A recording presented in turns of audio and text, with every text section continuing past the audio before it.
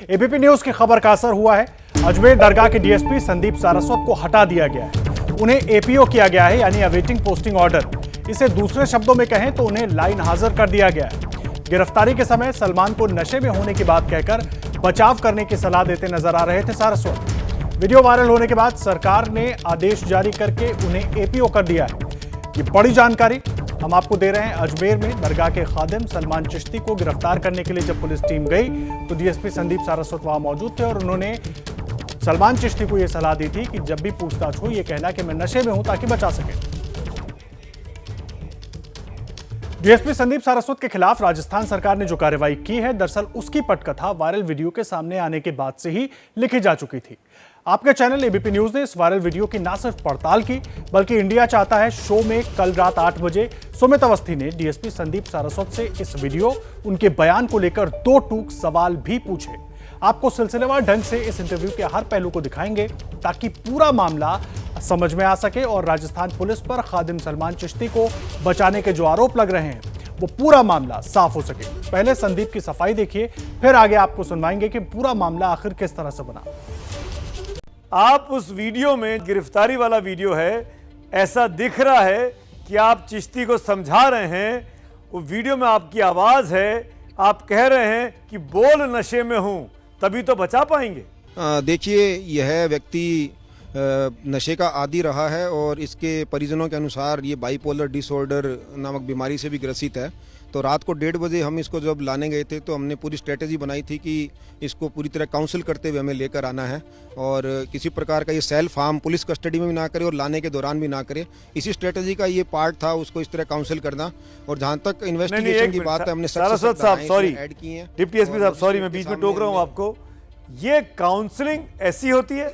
वहां पर रिपोर्टर पूछ रहा है कि कौन सा नशा किया था, तो वो चिश्ती कहता है कि मैंने नशा नहीं किया, और आप उसके कान में आके कहते हैं, उस वीडियो में आपकी आवाज साफ है, हमने वीडियो में आपकी आवाज मैच कराई है आपकी रोज की आवाज से, क्योंकि आपका रोज बयान आ रहा है। वो आप उसके कान में कहते हैं आके सारस्वत साहब कि भाई ऐसा बोल कि नशे में था तभी तो बचा पाऊंगा। आप उसको बचाने गए थे कि पकड़ने गए थे? एक्चुअल में हाँ, आप प्लीज़ मेरी बात भी सुनिए।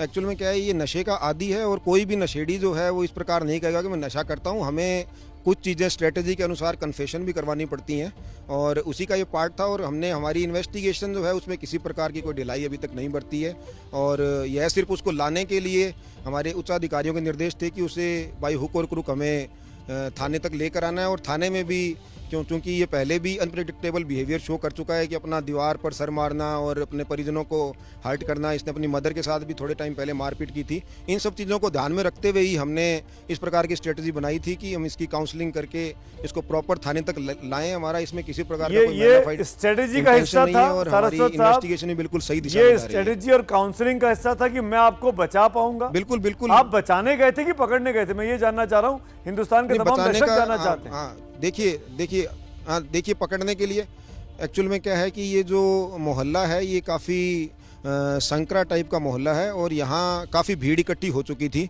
तो हमारा यही था कि इसको किसी प्रकार के विरोध के बिना हम इसको थाने तक ला पाएँ, इसी का यह पार्ट था। और हमने थाने में लाकर इसको किसी प्रकार की कोई ढिलाई नहीं बरती है और हमारी सारी धाराएं ज्यों की त्यों हैं। 1% अगर मैं आपकी बात मान भी लूँ सारस्वत साहब, फिर तो उसको सजा ही नहीं हो सकती इस वीडियो बनाने को लेकर, समाज का माहौल बिगाड़ने को लेकर। फिर तो उल्टा सजा पुलिस को होनी चाहिए। ये बाहर क्यों घूम रहा है इतना खतरनाक आदमी? मेरा आप सुनिए, इसके खिलाफ पहले भी इसके खिलाफ ये मैंने आपको ये कहा कि इसके परिजनों का ये कहना था, इसीलिए हमने ये सेफ्टी बरती। अदरवाइज हमारा ऐसा कुछ भी नहीं है कि हम इसकी बात पर यकीन कर रहे हैं। पहले भी इस पर 13 मुकदमे दर्ज हैं और इसकी हिस्ट्री शीट भी थाने में खोली जा चुकी है। तो हमारा इस प्रकार का किसी वो नहीं है, सिर्फ हमने इसके परिजनों की बात को ध्यान में रखा कि ये कुछ सेल्फ हार्म ना करे। और इस स्ट्रेटजी में हमारे उच्चाधिकारी भी हमारे साथ थे, जो हमारे विकास सांगवान साहब यहाँ एडिशनल एसपी हैं, वो भी हमारे साथ थे कि इसको हमें कैसे न कैसे करके प्यार से या मतलब जैसे भी लाना पड़े वैसे लाना है। तो आपने देखा सुमित अवस्थी के सवालों पर डीएसपी संदीप सारस्वत कैसे सफाई देते हुए नजर आए। उन्होंने जवाब में कहा कि एक स्ट्रैटेजी थी ताकि खादिम सलमान चिश्ती गिरफ्तारी के दौरान या फिर थाने में जाकर कोई हंगामा ना करे या हमला करके खुद को नुकसान पहुंचाने की कोशिश ना करे।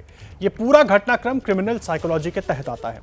इंडिया चाहता है शो में क्रिमिनल साइकोलॉजी एक्सपर्ट इंद्रजीत राय भी मौजूद थे।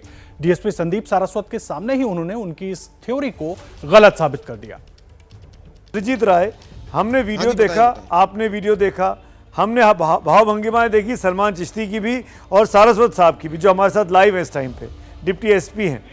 उस भावभंगिमा जो सलमान चिश्ती की दिखाई देती है आरोपी की, क्या वो लग रहा है गिरफ्तारी के वक्त में कि वो कोई बड़ी वारदात को अंजाम दे सकता है, वो भाग जाएगा, वो सर को अपने आप को हार्म कर लेगा या किसी पुलिस वाले को हार्म कर लेगा? वो अकेला निहत्था अपने घर में है, नेकर टी शर्ट पहना हुआ है, ये भी नहीं कि कोई हथियार उसके हाथ में हो। लेकिन सारस्वत साहब का ये कहना है कि स्ट्रेटेजी के तहत पुलिस ने इसको कहा कि भाई बोल कि नशे में था, तभी बचा पाएंगे। कि इसका आप कैसे देखते हैं? देखिए सुमित जी, जिस काउंसलिंग की बात सारस्वत साहब कह रहे हैं, फॉरेंसिक साइकोलॉजी में बड़ा ही क्लियर कट इसका डिस्क्रिप्शन है कि कोई ऑफेंडर किसी चीज़ का अगर आदी होता है तो काउंसलिंग के प्रोसेस के दौरान उससे उस टॉपिक पर, अगर वो नशे का आदी है तो नशे के बारे में उससे बात नहीं करनी, उसके ब्रेन को डाइवर्सिफाई करना है ताकि ड्यूरिंग दैट पीरियड वो ब्रेन के उस एक्टिविटी में इन्वॉल्व ना हो। तो काउंसलिंग का हिस्सा इसे नहीं माना जा सकता कि उससे कहा जाए कि तुम बोलो कि तुम नशा करते हो, इससे तुमको फ़ायदा होगा। ये किसी काउंसलिंग का हिस्सा नहीं हो सकता। अब पुलिस की स्ट्रेटजी क्या थी, उनका मोटिव क्या था, ये वही बता सकते हैं।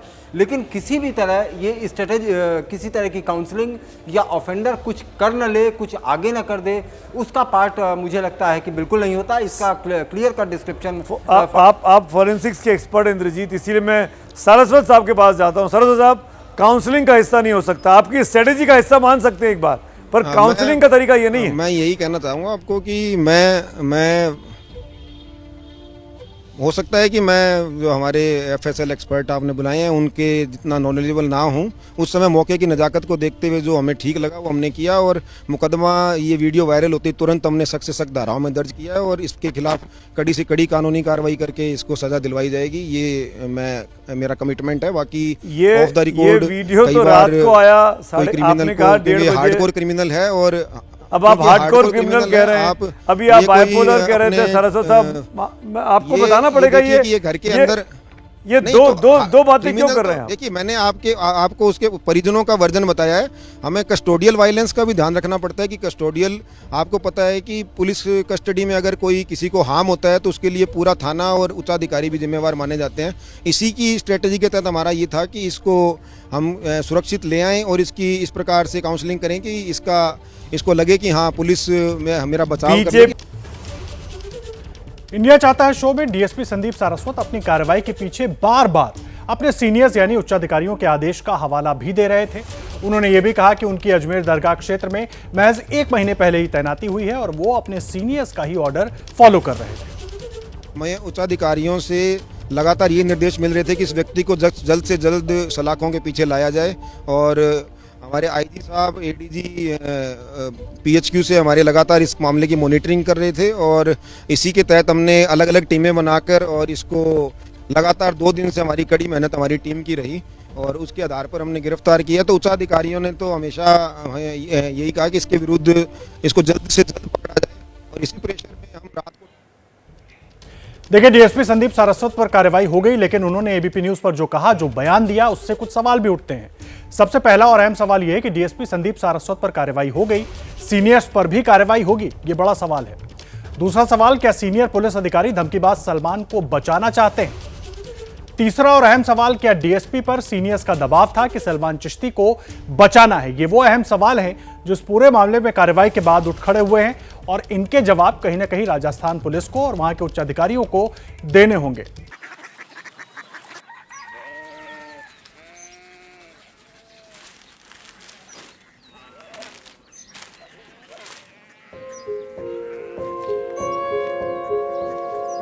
बाबा बाबा कोरिया सिटी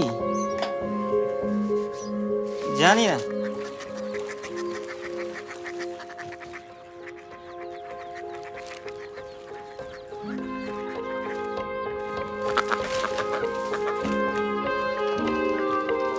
कोरिया सिटी। हाँ।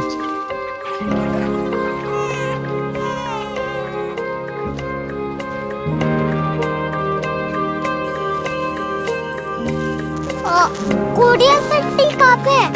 शहर अंग्रेजी लगे हैं।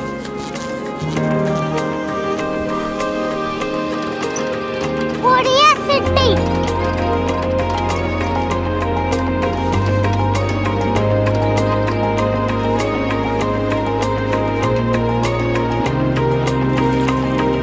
वो बहुत दूर है।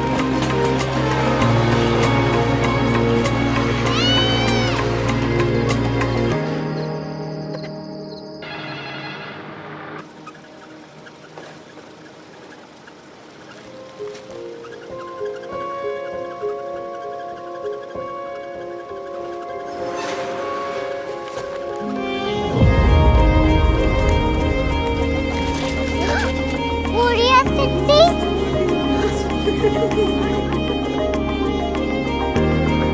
दुनिया को नहीं, कुछ लोग बड़े होते हैं। कोरिया सिटी कहाँ है? प्रोफेसर साहब को पता होगा। हो, ये छोटा वाला ग्लोब लगता है और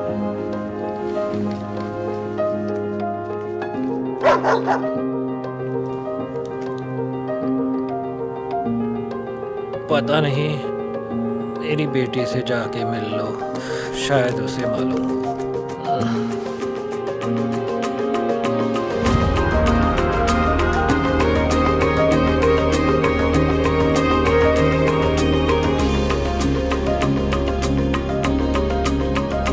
हाय, बाबा ने भेजा है। Come here. Korea city. Korea city नहीं, क्यूरियोसिटी। वो क्या? That's what brought you here. जो तुम्हें यहाँ तक ले आया। क्यूरियोसिटी।